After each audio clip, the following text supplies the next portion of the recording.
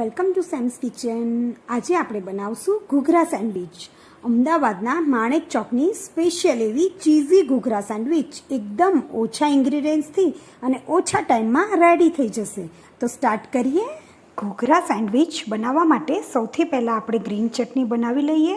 તો તેના માટે અહીંયા 50 ગ્રામ કોથમીર લીધી છે, તેને ધોઈને બરાબર સાફ કરી લીધી છે અને એકદમ કૂણી દાંડી સાથે જેને લીધી છે. તેમાં ફુદીનાના પાન 12 થી 15 નંગ, પછી તેમાં 2 નંગ લીલા મરચાં અને એક આદુનો કટકો લીધો છે તે ઉમેરી દઈશું.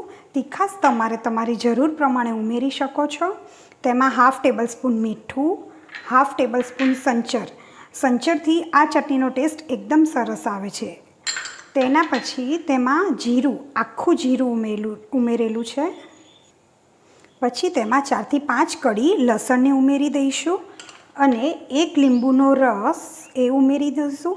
અહીંયા આ સેન્ડવિચ ચટણી રેડી કરવાની છે, એટલા માટે મેં અહીંયા કોઈ દાળિયા કે સિંગદાણાનો ઉપયોગ કર્યો નથી. જો તમારે ઉમેરવા હોય તો તમે એડ કરી શકો છો. હવે અહીંયા આગળ આપણે આપણી ચટણીમાં 3 બરફની ક્યુબ લઈશું. તેનાથી આપણી ચટણીનો કલર એકદમ સરસ ગ્રીન જ રહેશે. હવે તેમાં 3 ટેબલ સ્પૂન જેટલું જ ઠંડુ પાણી ઉમેરવાનું છે. હવે આને આપણે ચર્ન કરી લઈએ. અહીંયા બહુ વધારે પાણીની જરૂર નહીં પડે, કારણ કે આપણે સેન્ડવિચની ચટણી થોડી થીક જ રાખવાની છે. હવે આને ચર્ન કરી અને ચટણી રેડી કરી લઈએ. જોઈ શકાય છે કે એકદમ થીક અને ટેસ્ટી એવી આપણી સેન્ડવિચ માટેની ચટણી રેડી છે. તો હવે ઘૂઘરા સેન્ડવિચ માટેનું સ્ટફિંગ રેડી કરી લઈએ. તો તેના માટે એક બાઉલમાં 1/2 કપ કેપ્સિકમ, એક આખું કેપ્સિકમ સુધારેલું છે, એને એકદમ સરસ ચોપ કરેલું છે, અને 2 ઝીણી સમારેલી ડુંગળી એટલે 1/2 કપ ડુંગળી લીધી છે. તેમાં ઝીણી સમારેલી કોથમીર, 1/2 ટેબલ સ્પૂન ચાટ મસાલો અને 1/2થી પણ ઓછું એવું આપણે મીઠું ઉમેરશું. હવે આને બરાબર મિક્સ કરી લઈએ. સ્ટફિંગ જ્યારે સેન્ડવિચ બનાવવાની હોય તેને 5 કે 10 મિનિટ અગાઉ જ બનાવીને રખાશે, નહીંતર આમાંથી પાણી છૂટવા માંડશે. ઘૂઘરા સેન્ડવિચ બનાવવા માટે અહીંયા બ્રેડની 3 સ્લાઇસ લીધી છે. હવે તેના ઉપર આપણે એકદમ સરસથી બટર એપ્લાય કરી લઈશું. બધી જ સ્લાઇસ ઉપર સરસ બટર લગાવી લીધા પછી આપણે તેના પર બનાવેલી સેન્ડવિચની ચટણી લગાડી દઈશું. સેન્ડવિચની ચટણી પણ એકદમ વધારે લેવાની છે, કારણ કે આમાં બીજી કોઈ જ તીખાશ નથી.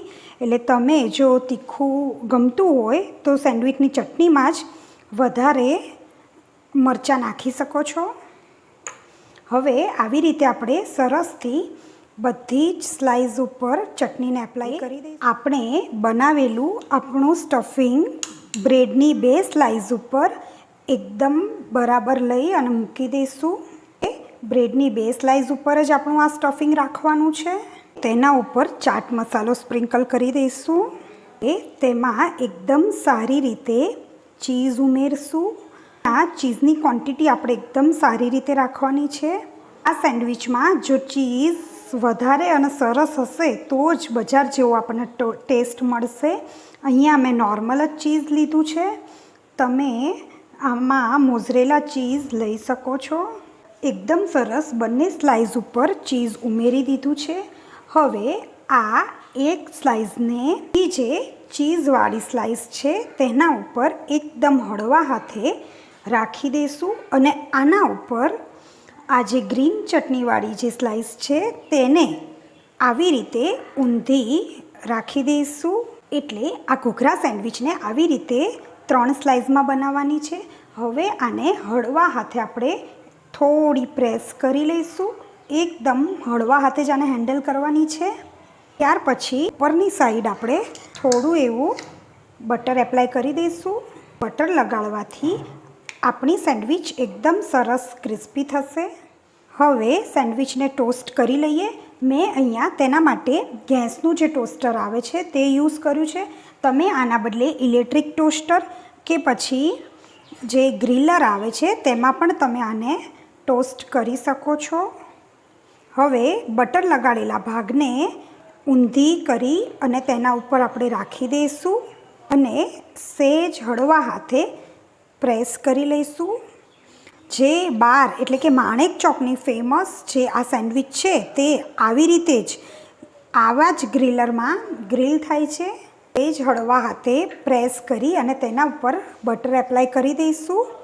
ઉપરની સાઈડ પણ બટર લગાડી દઈશું અને બટર જો વધારે હશે તો આપણી સેન્ડવિચ એકદમ સરસ ક્રિસ્પી થશે. બટર લગાડ્યા પછી ટોસ્ટરને એકદમ હળવા હાથે બંધ કરી લઈશું, કારણ કે આ 3 સ્લાઇસ હોય છે એટલે તેને ટોસ્ટ કરી લઈશું.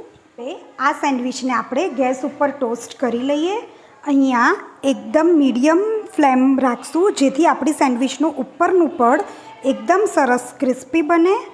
આ સેન્ડવિચને એક સાઈડ થતાં ફક્ત 2 થી 3 મિનિટ જ લાગશે. 1.5 થી 2 મિનિટ પછી આપણે એકદમ હળવા હાથે ટોસ્ટરની સાઈડ બદલી લઈશું અને તેને બીજી બાજુ 2 મિનિટ માટે ટોસ્ટ થવા દઈશું.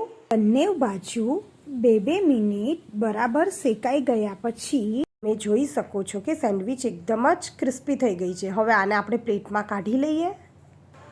બંને બાજુ સરસ ક્રિસ્પી થઈ ગઈ છે. હવે આને કટ કરી લઈએ. નહીં રેડી હોય તો આ ઘૂઘરા સેન્ડવિચ બનતા ફક્ત 5 થી 10 મિનિટ જ લાગે છે. તો રેડી છે માણેક ચોક સ્ટાઇલ ઘૂઘરા સેન્ડવિચ. આ એકદમ મસ્ત અને ચીઝી થઈ છે. જોઈને જ ખાવાનું મન થઈ જાય એવી છે ને આ સેન્ડવિચ. જો તમને મારો વિડીયો ગમ્યો હોય તો તમે લાઈક અને શેર જરૂરથી કરજો.